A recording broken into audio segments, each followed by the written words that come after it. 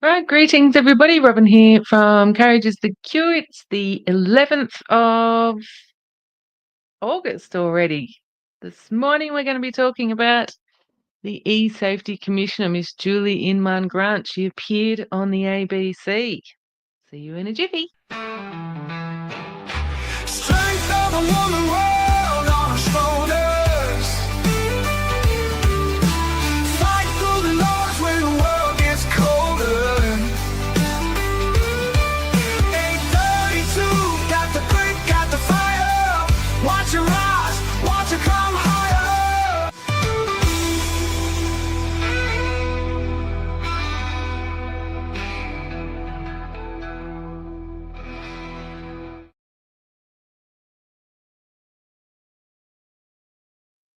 Alrighty, greetings everybody. Like I said, welcome to episode, where are we? 46 of Rise. It's the 11th of August, 2025. And as I said, we're going to be talking about the eSafety Commissioner, Julie Inman Grant. She appeared on the ABC Insiders show. There is a warning at the bottom of the thumbnail, a potential ear bleeding show, everybody. So there's your warning for today. Uh, Can't make any promises that it won't be. Now, I did make a prediction on my Friday show because, of course, we went through Annika Wells and her reappearance, and I did make a prediction that the next person we would hear from, because prior to that we'd seen the Shadow Communications Minister, was indeed Julie Inman Grant. And here we are, everybody. I was right. Amazing, isn't it? Just amazing. Hello to everybody on YouTube. We are streaming to YouTube.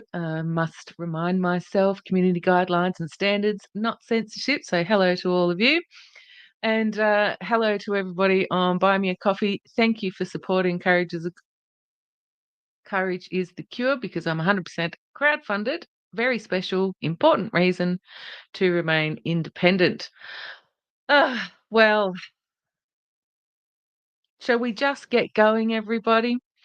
Now, this is the full show of Julie Inman Grant on Insiders.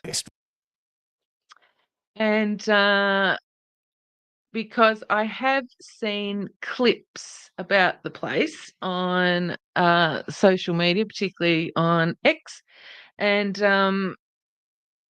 the clips just aren't enough. I want to hear all of it. I want to hear everything that Julie is saying. Hello, Mr. Ree. How are you? I think you're my longest subscriber there on YouTube that is still around. Hello to you. Very nice to see you. Good morning, everybody. And so I've seen clips on social media, particularly X, about this podcast. I want to see the whole thing. There's a number of things that she talks about. We've got Google and Apple, AI, deep fakes, the economy, what powers the Safety Commissioner has, of course, the social media ban for under 16s in Australia, supposedly to take effect on the 10th of December. And I'm looking forward to watching this. I've only seen the clips, as I mentioned, not the full thing. And one of the chapters in the video, which was uploaded to the ABC on the 9th of August, is eSafety Commissioner overreaching? So I'll be looking forward to Julie being asked that question and what her answer will be. Hello, Gail. Oh, have a nice time in Melbourne. Hello, Rachel. Yes, walks are always good for that, aren't they? All right, shall we get into it? Are we ready for the potentially ear bleeding show? Alrighty, here we go, everybody. I haven't seen this, so I'll be watching, interrupting, commenting as we go. So here we are, everybody. ABC Insiders. And they've got, see, I'm already interrupting. They've got the podcast vibe happening, right? This is how the ABC is becoming relatable and trying to hang on to the viewers that are still there with the ABC, latching on for grim death. They've got the podcast vibe, everybody. The podcast vibe. Here we go. Resourced and, yes, most tech-savvy companies in the world. But apparently Google and Apple can't say how many complaints they receive about child sexual abuse on their platforms. Nor can they say how long it's taken them to respond to complaints or even how many staff they employ to keep their sites safe. These are the findings of a report this week from the eSafety Commissioner. She says it's bollocks that these tech giants that collect so much data on everything else can't answer basic questions about She says it's bollocks. I want to see the footage where she says the word bollocks. I'm always on the lookout for a good soundbite, I have to tell you. what they're doing to stop heinous child abuse being shared on their platforms. This scathing report comes as the government contemplates how best to deal with the rapid arrival of artificial intelligence. While AI is bringing a lot of good in some areas, it's also behind the proliferation of deepfake pornography and child abuse being shared online. So are the current tools to tackle this problem working? And what can be done to bring big tech companies into line? That's what I'm keen to explore this week with the eSafety Commissioner. I'm David Spears on Hey, David. Hey, David, just like everybody else, why don't you look at what you're supposed to be reading, saying, thinking, talking to the viewers about instead of looking down at your desk at a piece of paper? There's a hot tip for you with your podcast vibe. You're welcome. the Wall Country at Parliament House in Canberra. Welcome to Insiders on Background. Go, Julie. Go, Julie. Well, the latest transparency report from the eSafety Commissioner this week makes for depressing reading. Very little progress is being made to protect children from sexual exploitation and abuse on social media platforms. Julie Inman Grant is the eSafety Commissioner. Welcome to you. Thanks for joining us. Thank you, and sorry to bring you such depressing news. It is depressing. And look, Look, she's even smiling. She's even smiling, having a laugh. They're talking about sexual exploitation and deep fake pornography. And she gets on there, has a laugh, and says, "Sorry to bring you such depressing news." Unbelievable. I mean, Julie, come on. Are we really supposed to take you seriously now? What an opening. Oh, this is going to be great. Like I said, I haven't seen this. Quick shout out to Ryan. How you going, Ryan? Nice to see you here. Defund the ABC. Yeah, you reckon? Look at Julie. She's grinning. She's grinning. I guess when most people think of YouTube or Apple, they're probably not thinking necessarily about this sort of content. So, before we get into how they're responding to your queries, give us a sense, if you can, of the sort of stuff that we're talking about on these very well-known platforms. Right. Well, what's significant about this report is it's the first periodic report where we've already asked 8 major technology companies beyond Apple and Google, including Microsoft, Meta, which of course owns WhatsApp, Snap, and Facebook, Snap, and others, what they were doing to combat child sexual abuse material.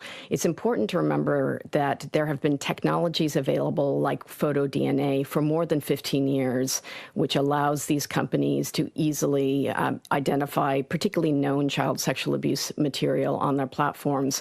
But this covers a whole range of child sexual exploitation, including the grooming of predators, which often leads to contact offending, live stream child sexual abuse, as well as sexual extortion. And that is an issue that we've seen a 13.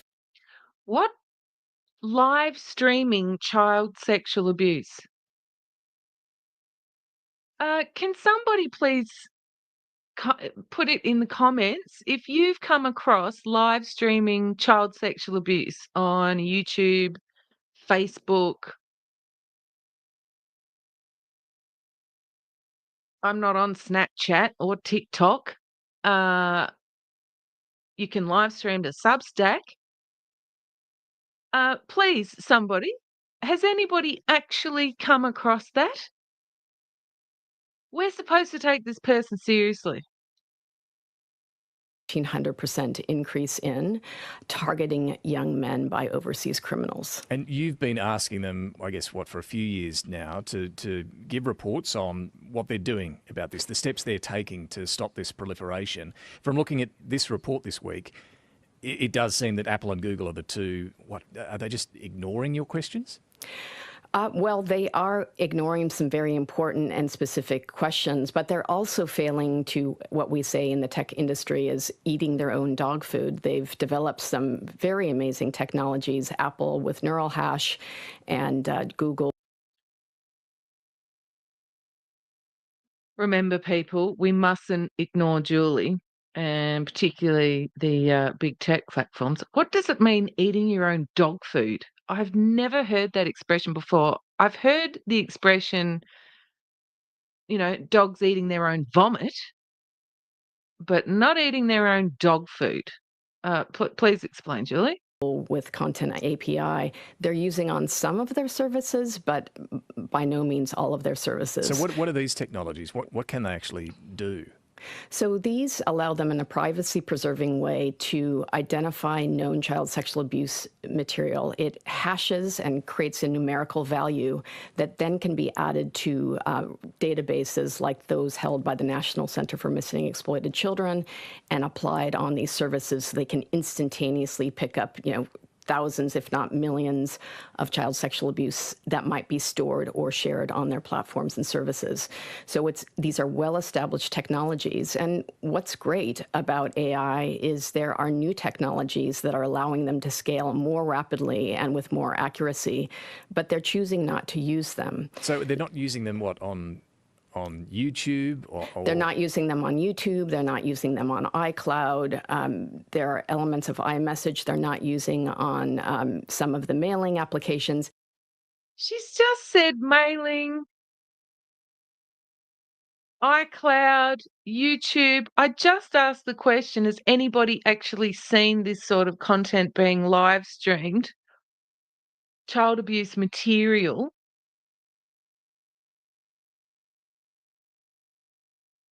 I mean, I don't want to know where people are actually seeing it, because obviously it does exist. I'm not denying the fact that there's awful, terrible things that shouldn't be online, right?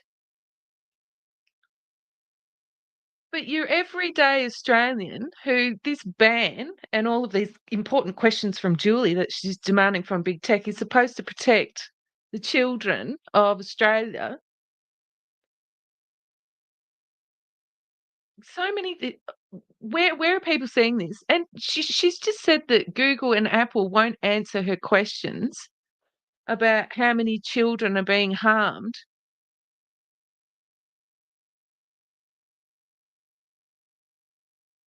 I'm already annoyed that we're expected to jump through hoops to be convinced that she's right about the availability of child abuse material or live streaming child sexual abuse. I don't know. Maybe it's just me. And none of them are using them on live streaming. Why not? Why not? If this is their tech, you'd think they'd want to use it. Well, there are a couple of reasons, I think, for that. One is there is added expense. It may slow down, say, the live streaming to a certain degree. But again, I would expect that these technology companies would be able to scale that.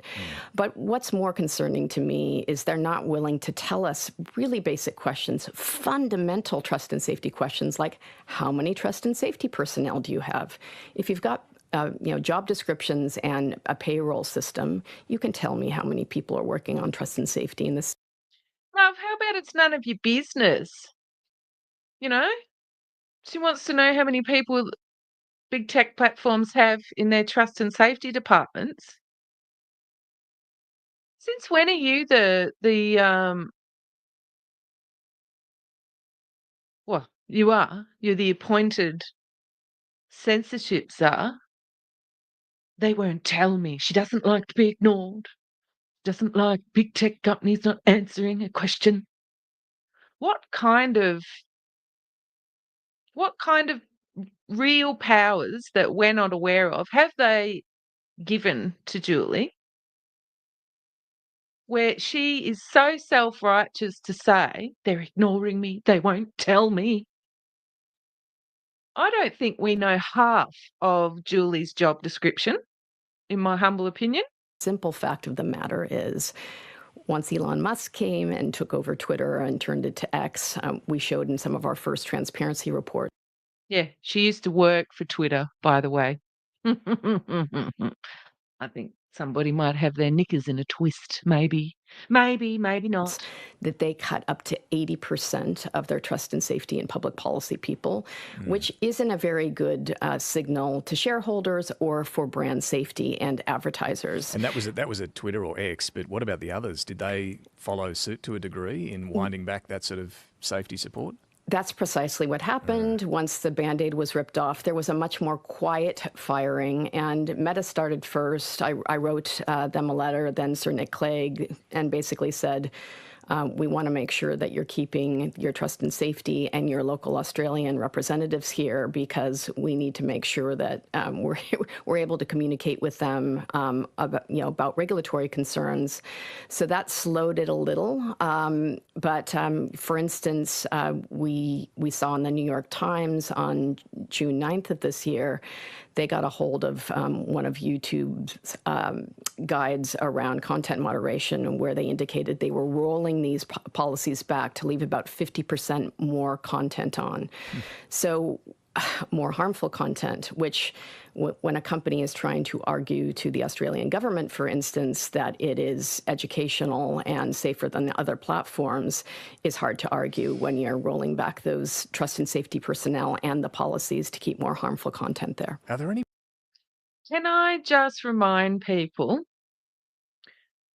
that even if they do roll in this under 16-year-old social media ban, and we all have to verify our age to use social media, even to use Google, right? Let alone social media. Can I just remind everybody, and she's talking here specifically about YouTube as well, that there's more harmful content. They're winding back their safety support. That you will be able to watch YouTube in a logged out state. Who does she think she's kidding?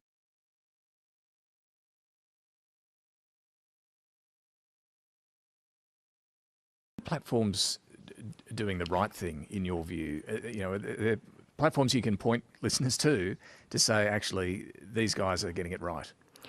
Well, I think there were a few bright spots in the story, and we always try and surface up best practice. So some of the smaller companies, like Discord and Snap, were using language analysis technologies, for instance, to detect grooming and sexual extortion. I think the most extraordinary impact we were able to have, though, with the transparency reports was around Skype, which was acquired by Microsoft in about 2012. I spent 17 years there and used to do the trust and safety product reviews. And, we knew 12 years ago that it was a huge vector for live stream child sexual abuse material, particularly into markets like the Philippines and Indonesia.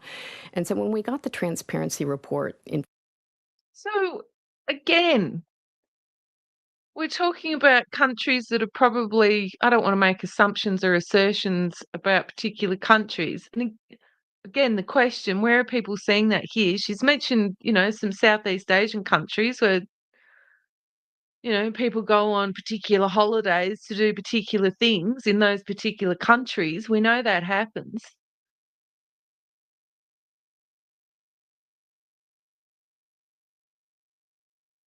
Well, I want to know the last chapter of this interview says, is the eSafety Commissioner overreaching? Oh, information back from Microsoft in 2022, they indicated that it took them up to 19 days to respond to child sexual abuse. And when we publish these, one of the more important levers for us is really around reputation and trust, which of course can take years to build and minutes to lose. So once that report came out, I heard from Microsoft executives. We had a number of discussions over the course of about 18 months. They first stopped the traffic going to those markets like the Philippines and Indonesia so that they could look at the engineering and what could be done. And ultimately this year they decided to deprecate the service, Skype. So it no longer exists, which means we solved that problem. But then, of course, this new study that we have shows that every single live streaming service that we looked at, including FaceTime from Apple and some of the live streaming services on other major platforms, are using no detection technologies at all. None So at no all. protections at all. Right. Well, you're wrong, Julie. You're wrong, Julie, because the live streaming platforms that I use regularly, I'm one of the few streamers. No, excuse me. I'm one of the few independent outlets that actually live stream. Most people pre-record for a variety of reasons, whatever. I can tell you they are using technology. YouTube, Facebook, even Rumble, X, they're all using technology to interrupt or cut my live feed. And not only that, it begins when I set up the stream. Because usually notifications will go out, particularly to Facebook, notifying people that there's going to be a show that I'm going to be going live, and that Facebook play tricks, right? Either they don't put up the notification and I have to go in manually into Facebook to reshare the notification so that people can see it, or they share it but without the thumbnail. So when people are scrolling, they don't notice it because there's no image. So again, I have to go in manually and I have to re-upload a thumbnail. So porky pies. Someone's pants are on fire, Julie, because streaming platforms like Facebook, YouTube, X, and Rumble mess with my live streams even before I go live. Even before I go live. So your pants are on fire, Julie. Porky pies. So, I mean, your frustration with this is clear and understandable. What happens when these bigger tech companies just don't answer some of these questions, aren't doing what they should? What are the consequences? What powers do you have here? Well, we now have some new powers around codes and standards, and with the passage in November of the Social Media Minimum Age Bill means that codes and standards violations, I can fine these companies up to $49.5 million for violations. So I find that language very interesting. I can fine. Right, because we already know Anthony Albanese, our Prime Minister, and also Minister for Communications, has already let it slip that yes, Annika has to, table the legislation, all these sorts of things. But ultimately, when we're talking about the steps that big tech platforms take, and who's checking up on them, and who's seeing if it's sufficient, and who's going to distribute those fines, it's Julie. And she just said, I can, not the Australian government, not the Minister for Communications, not the Department of blah, blah.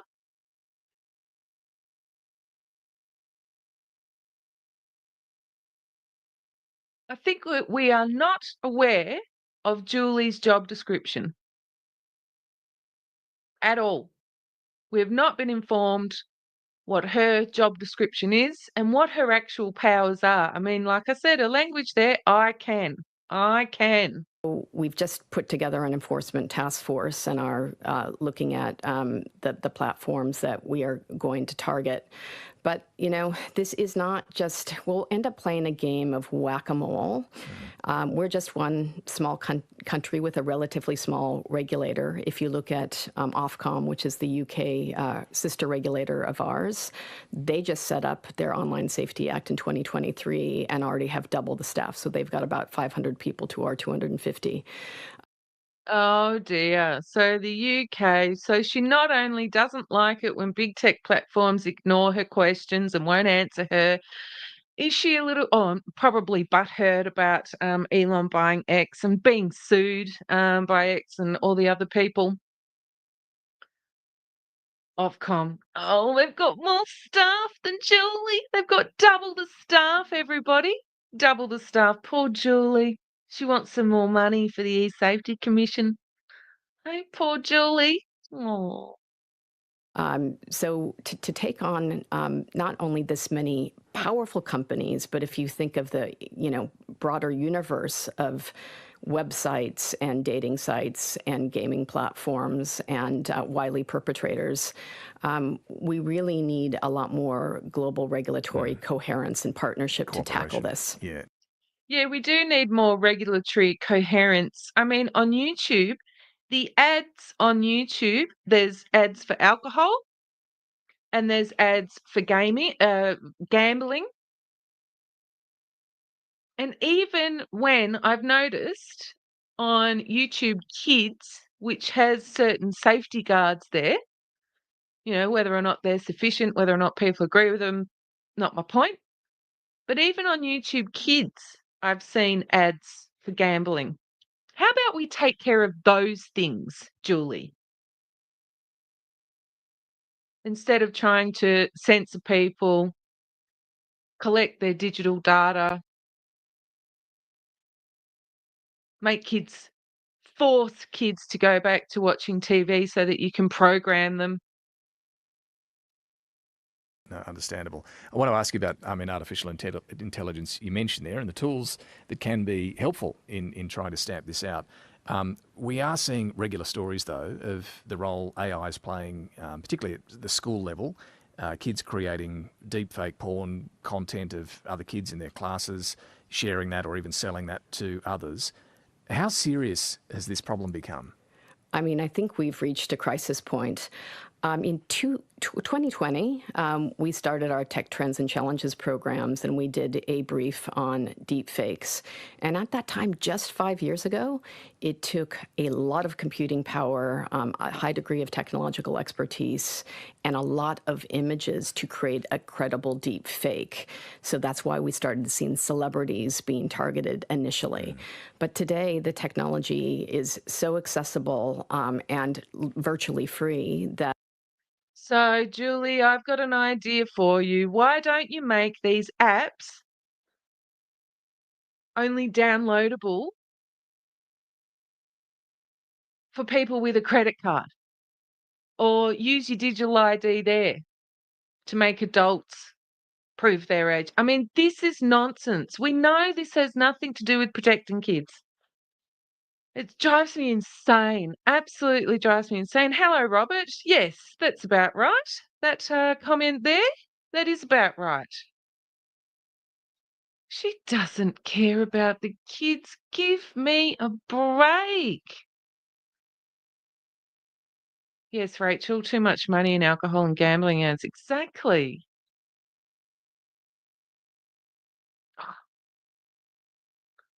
Hello from Arizona. Nice to see you here. Willie's Desert Hangout. That sounds like a cool place. Can we come and hang out there? Because I tell you what, we've had it up to the eyeballs with Miss Grant, I tell you. Lordy Lord. Ah, shit. It's infuriating. It's absolutely infuriating. Infuriating. a teenage boy can download a free nudifying or declothing app and just harvest one or two pictures of a classmate and turn it into a Then make those apps illegal. Hey? Unless you're an editor or a content creator, a movie maker, a documentary maker, and you want to purchase software that can do that, go ahead and find the relative software that enables you to do that. Why don't you just, if it's such a problem and you're so worried about high school kids making AI generated pornographic material about their classmates, how about you just make those apps illegal? Hmm? Why don't you just do that, Julie? Seems pretty simple. Credible deep fake, which is incredibly harmful and devastating for the And target. is it happening a lot? It's probably once a week at a school across Australia. So we've sent letters to every education minister and secretary, and we've developed a deep fake image-based abuse incident management plan so that An incident management plan.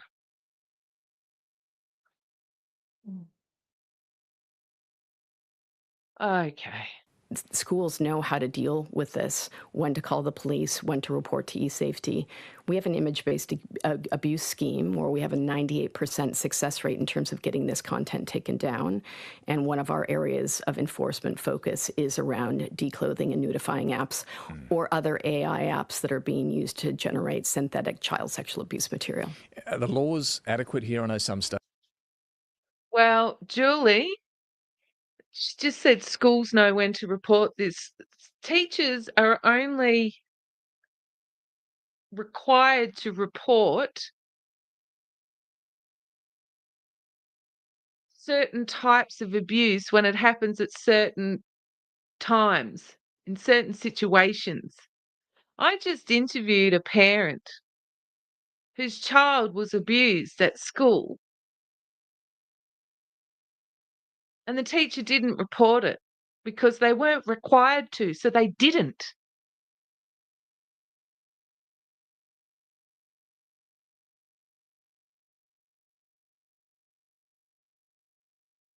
States are looking at strengthening them to stop this. Are the laws consistent enough across the country and strong enough? As you said, we're seeing a proliferation of bills. I think the more tools we have in our toolkit, the better, and this goes for law enforcement, and we work closely with them. It's worth noting that we've used some of our remedial powers already to take on people who have been creating deep-faked image-based abuse, female politicians, sexual assault survivors, and we're awaiting, we're waiting a judgment in court right now. Okay. A couple other things. I mean, more broadly on artificial intelligence. I mean, even in this field, as we've been discussing, there are things that AI can really do to help. There are problems with AI that can cause enormous harm. When we look across the economy, though, there's a big debate raging about AI. It's already with us. It's only going to grow exponentially, and how much we should regulate it, let it go, or put guardrails around it. I mean, you're someone who's spent your life in this tech industry. What do you think? Are you glass half full? Are you pessimistic? Julie Inman Grant, how do you feel about AI generally? Well, I think, as with any technology, we have to work at how we harness the benefits and minimize and mitigate the risks. I think initially when we sort of saw that AI drag race happening in 2023, which very much looked like the social media era of moving fast and breaking things, let's just get to market first, get market share, it really concerned me. And there are, now that we're having debates around AI sovereignty and developing AI quickly, I think there's a fallacy that if you look at applying appropriate guardrails for really high-risk situations, that you're going to undermine innovation and development. I'd like to see us harnessing AI as a way of encouraging safety by design. And the truth is, if companies like AI and Anthropic are mindfully choosing the data that they're scraping, how they're training it, who's training it for them, how they're deploying it, how they're red teaming and testing it, we could have really significant productivity gains, but minimize the risks. And the risks right now are fairly significant when it comes to image-based abuse and the sexual privacy that we're looking at, but also in terms of AI sexualized chatbots and companions. Encouraging Safety by design. We've had a couple of comments here, which I agree with. We've got Ryan, the lower part of the comment. I'll parent my kids, thanks. I don't want to co-parent with the government. And we've also had Zelda. The bloody government should be looking at running the country and letting parents look after their kids. Exactly. Julie talking about encouraging safety by design. Um,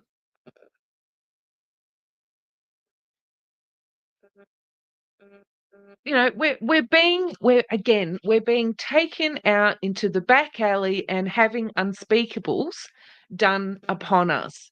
The government needs to get out of our lives. People who are appointed to positions such as this, I don't care if she's got two passports, one of them being Australian. Nobody voted for her. And what she's doing right now is taking us out into a back alley and doing unspeakables, because this insertion into our families' lives is part of the suite of tools that people like Julie Inman Grant have to encroach on every single part of our lives and make us believe that it's for our own good and it's for the good of the children,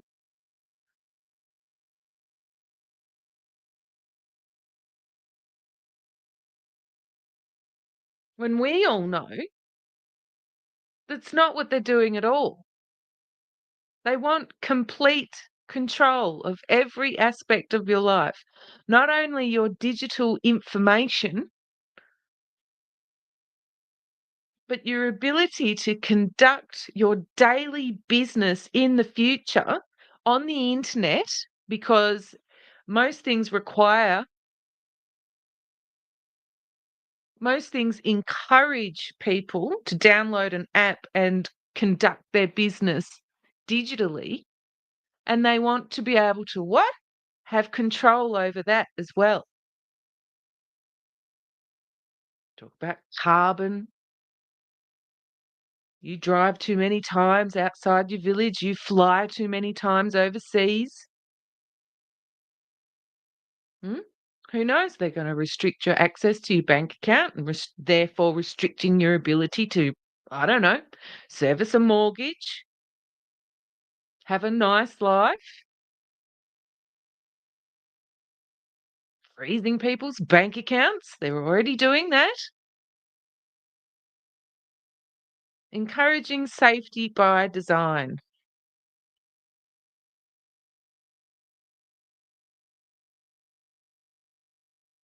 These people should just stay out of our lives. How about that? And therefore, do you think we need new regulations, or can existing rules and regulations suffice in dealing with some of those risks? Well, what I'm reading from the Productivity Commission and potentially from the government is it has to be right-sized regulation. And they're saying it's a last resort, right? That we should use existing regulation and only something specific as a last resort. Is that what you think? Well, we're in the process of assessing industry-developed codes that will potentially cover AI chatbots. And so it happened to come at a time where I could say to industry, if you're the rules that you're sending to me don't provide adequate guardrails for AI companions and chatbots, preventing 12-year-olds from accessing really potentially damaging content and forming relationships with chatbots that will direct them to engage in specific sexual acts, then I will not register these and I will make standards. I think the question is really, are we going to do something comprehensive like the EU has done with the AI Act, or do much more targeted regulation? What do you think? Do we need an AI Act? I don't think we're there yet, and I just met with my fellow digital regulators from the ACCC, the ACMA, and the Privacy Commissioner last week, and we are. What was that an attempt, Julie, at getting the public, have an outcry from the public? about having AI legislation. We're not there yet. What would be the average reaction from the dedicated ABC viewer? Well, Julie, we must do it now. We have to do it now to protect the children. I mean, come on. This is really pathetic, Julie. Trying to harness the regulatory tools that we already have. But regulating technology and regulating the internet is extremely tricky business, particularly because most of the purveyors and profiteers are based overseas. We're also seeing, a very different I think approach to AI regulation in the United States, which is mostly hands-off. But what I would say is that the Take It Down Act, which was just signed into law, pretty much replicates our image-based abuse scheme and what we're doing with deepfakes. So I would like to be able to be working with, we're already working with the EU and others, but with the US on similar proposals where So we need to remember that the Take It Down Act. I'm going to, I have some suspicions about that from some Freedom of Information paperwork I've seen. Julie, and your activities on X for the past 12 months. Julie. we can find common ground, because when you think about online safety policy or regulation, it's really about where you draw the line in terms of preventing harm. Yeah, and look, finally, I mean, the point you make about the difficulty in regulating tech, it brings us to the social media ban for under 16s. You know, the horse is bolted on social media, and now, you know, the government's trying to put in place this ban for kids. I know the tech trials are still underway on exactly how this will. You see how they're always moving the yardstick, how we judge the legitimacy of this social media ban. Because if we walk it back a little bit, and I've done a couple of shows about this, about gender violence against women and gender-based violence, right? This is where this started, where they really first started introducing this to the public and ramming it down people's throat that we needed to have a social media ban. And then, of course, we had all the stabbings and, the priest that was stabbed and so on and so forth. And Julie tried to get that content taken down and blah, blah, blah. And now it's about protecting children from harmful content. And now we're being told it's about child sexual abuse, live streaming, and AI deep fakes. They're always moving the stick around as to the main reason as to why they want to do this. It's this one. No, it's this one. Well, it's this one as well. Oh, and it's that one. Talk about dogs eating their own dog food. I don't even know what that means, but I feel like it's appropriate. I mean, really? Oh, Julie. This will work. How's that going from your perspective? Are you confident that this will actually technically work? Well, I am. I've obviously been following the technical trial. We actually made the original recommendation in March 2023 that a trial be done before legislation be passed. And the great thing in shaping this trial is we wanted to make sure that privacy, security, and safety were all considered. We've seen a huge evolution in the age assurance industry just between 2023 and 25. And of the 53 technologies that are being tested right now, almost every single one has an AI component to it. But I've also been talking to the major technology platforms since December of last year about what to expect around how to implement the social media minimum age bill.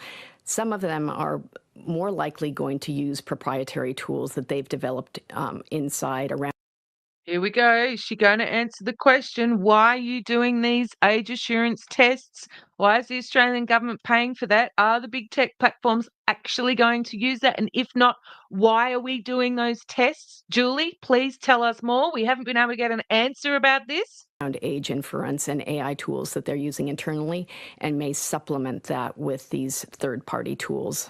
I did Oh, they might supplement it with these third-party tools that the Australian government's paid for the testing to see if it works. They may supplement. Oh, I see, Julie. Oh, that makes much more sense then, doesn't it? see the Shadow Minister for Communications, Melissa McIntosh, during the week, raising some concern about, once this comes in December, adults will have to verify their age somehow to use social media. And she's worried that you have too much power here. She wants an investigation into your role. She said the eSafety Commissioner's She's grinning. You see? I always talk about the sleamy. There's a new word. Slimy, creepy, sleamy. The sleamy grins from these people. Oh, she's worried that Julie has too much power. And look at the grin. Look at the sleamy grin. I love coining new words, Julie. Sleamy grin. remit to develop, regulate, and enforce her own policies is raising concerns that require investigation. What's your response to that? Well, I actually wrote to the shadow minister last week. Interestingly, I was. Oh, so remember I reported on our shadow communications minister, Miss McIntosh. It's a funny name, isn't it? And she was commenting on the 7:30 report on the ABC. When did she visit? When did she visit?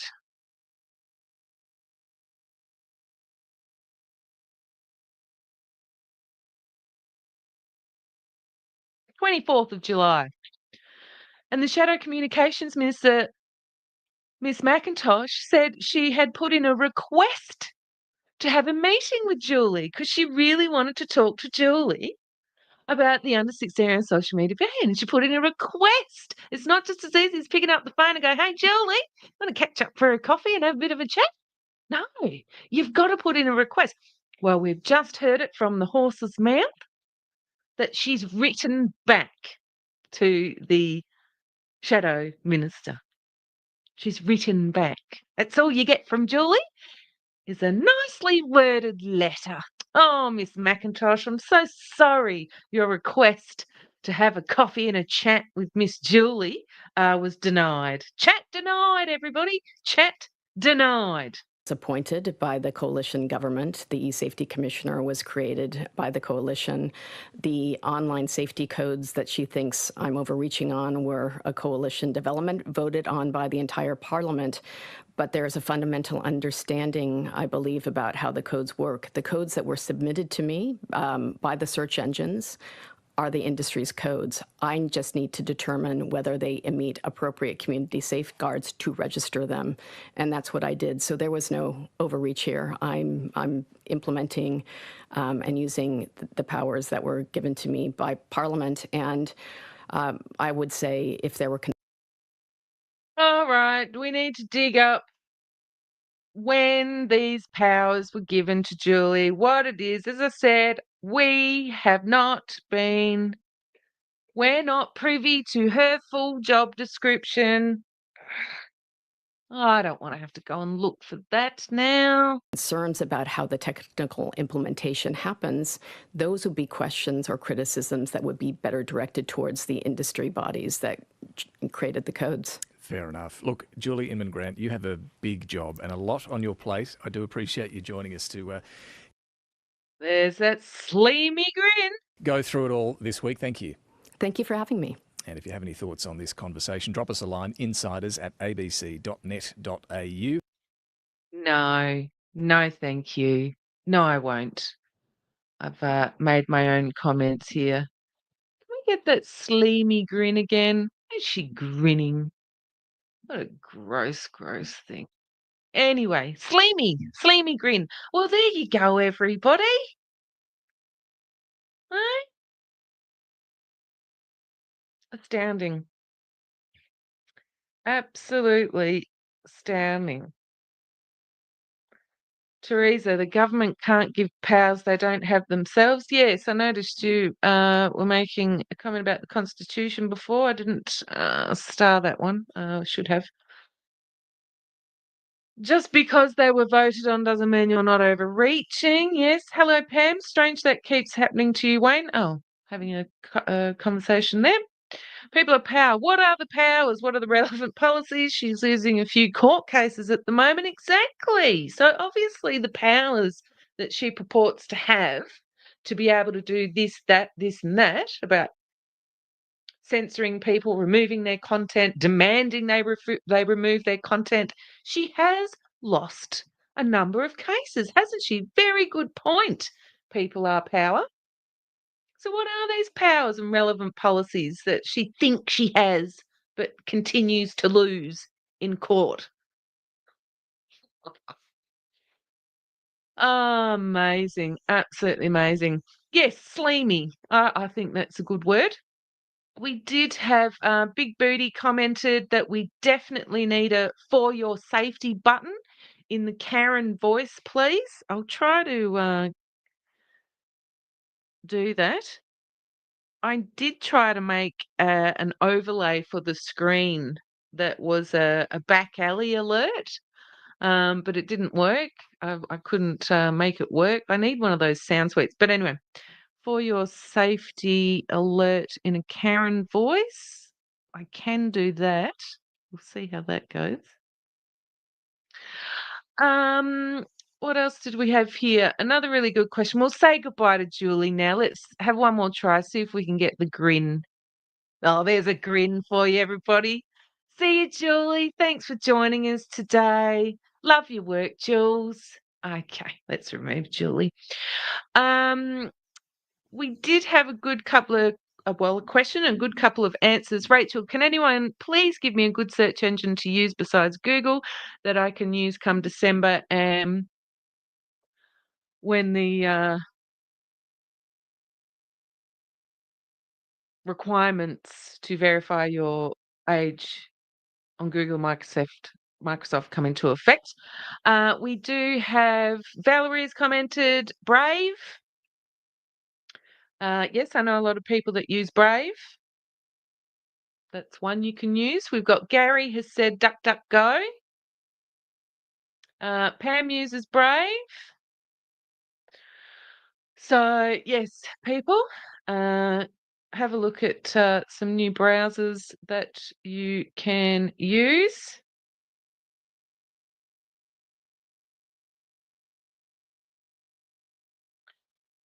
Wayne. Oh, still having a in-house conversation. That's all right. Yes, Sleamy. Well, it wasn't so ear bleeding, was it? That interview.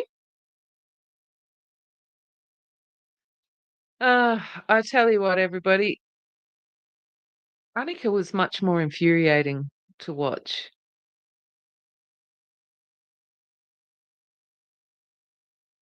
But Julie has master manipulator techniques up her belt, my conspiracy allegedly. So I do believe that makes her more tolerable to watch and listen to because she's much more trained when it comes to speaking to the plebs of society. Annika hasn't had that much training in her political career so far of how to deal with the public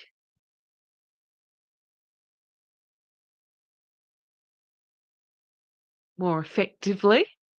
Shall I say it that way? More effectively. People of Power, Brave will give you no commercial watching on Rumble and YouTube. Oh, that's good to know. Have we got Cret here? Is Cret here? Hello, Cret. How are you? Nice to see you here. Make sure you say hello to your wonderful better half.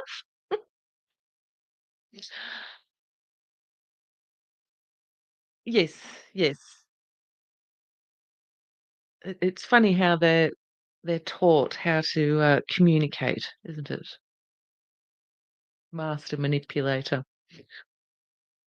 Oh, Robert, I know. Are there any countries that aren't retarded? I know. And so many people. So I know a lot of people who have toyed with the idea of leaving Australia because of where we're at and the future that they see coming towards us, or we're sprinting leaps and bounds towards. I don't know. Maybe people can comment. Does anybody know any countries that aren't retarded? Disappointed, no twerking. I know, Annika. Yes, Annika and the twerking. No, but we did get the sleamy grins. We got sleamy grins, and we got the disgusting. Let's just take this back. Take us back to the beginning, where she comes on and said, and he's talking about child sexual abuse, and she. Let's just make. Okay. These are the findings of a report this week from the eSafety Commissioner. She says it's bollocks that these tech giants that collect so much data on everything else can't answer basic questions about what they're doing to stop heinous child abuse being shared on their platforms. This scathing report comes as the government contemplates how best to deal with the rapid arrival of artificial intelligence. While AI is bringing a lot of good in some areas, it's also behind the proliferation of deepfake pornography and child Proliferation of deep fake pornography and abuse child being what? shared online. Child abuse. So are the current tools to tackle this problem working? And what can be done to bring big tech companies into line? That's what I'm keen to explore this week with the eSafety Commissioner. I'm David Spears on Ngunnawal Country at Parliament House in Canberra. Welcome to Insiders on Background. Ready for it? You ready? Well, the latest transparency report from the eSafety Commissioner this week makes for depressing reading. Very little progress is being made to protect children from Depressing reading. She's sexual smiling. exploitation and abuse on social media platforms. Julie Inman Grant is the eSafety Commissioner. Welcome to you. Thanks for joining us. Thank you, and sorry to bring you such depressing news. It is depressing. Oh, doesn't that make your skin crawl? Sorry to bring you such depressing news. Oh, it makes your skin crawl. Ugh.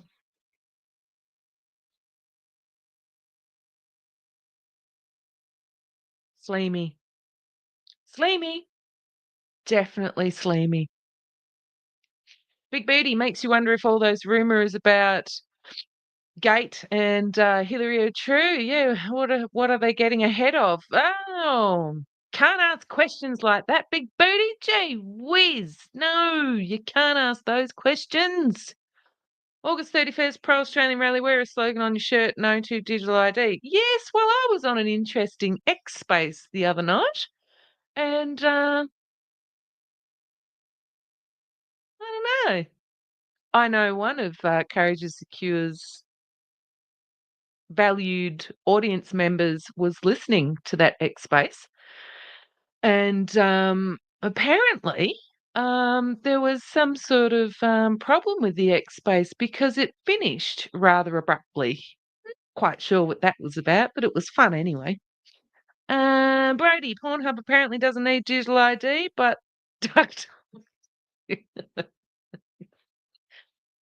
pan face. Hmm, that sounds painful.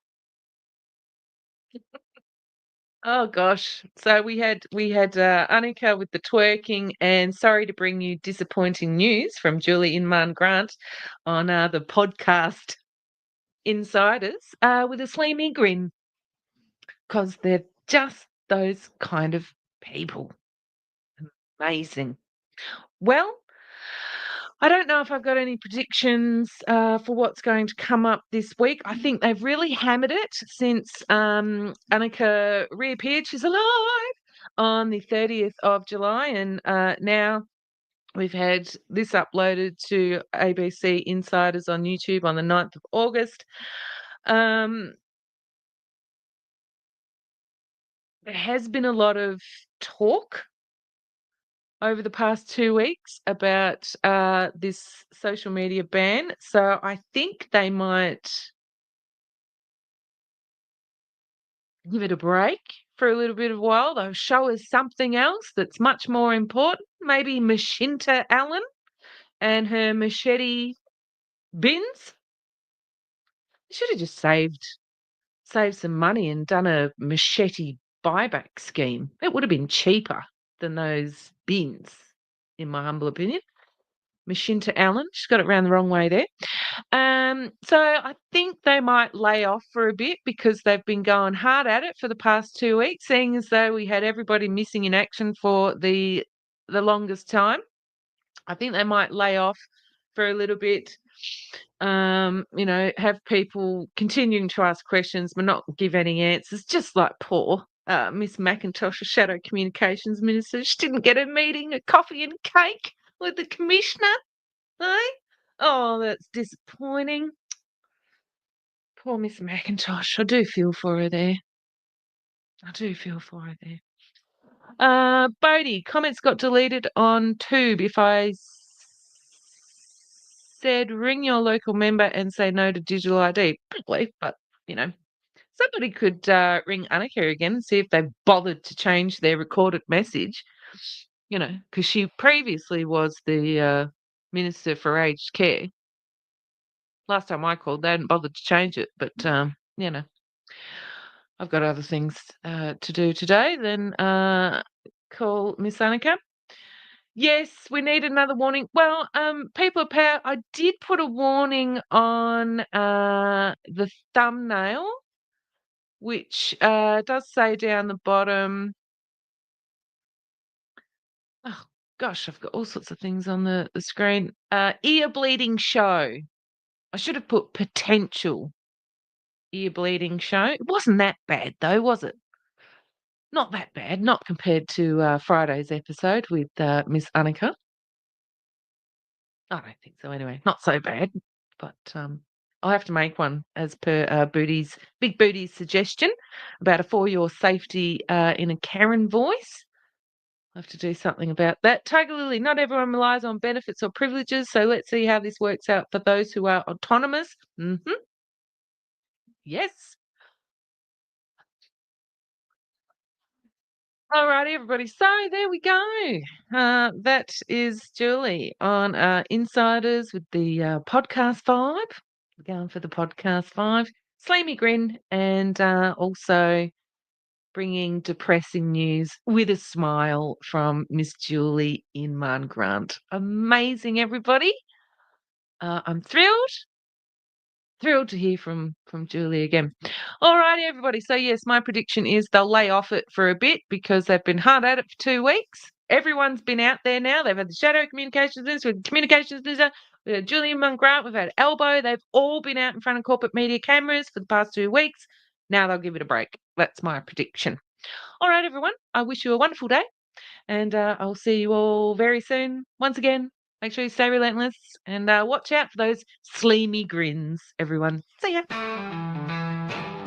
Strength of a woman.